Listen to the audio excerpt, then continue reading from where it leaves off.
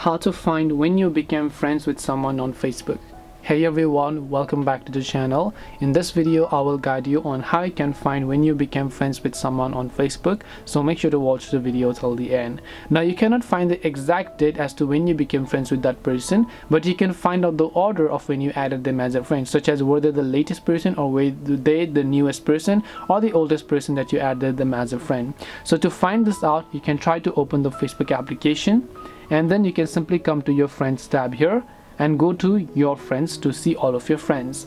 Now by default it will show you a random and the most talked about friends on your Messenger or Facebook app, but if you want to sort them, you can tap the sort option.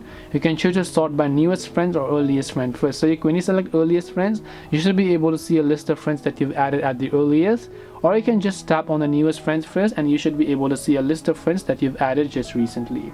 This way you can find when you became friends with someone on Facebook. Hope this video is very helpful. If you have got any questions, then feel free to leave them down. Thank you for watching and see you in the next video.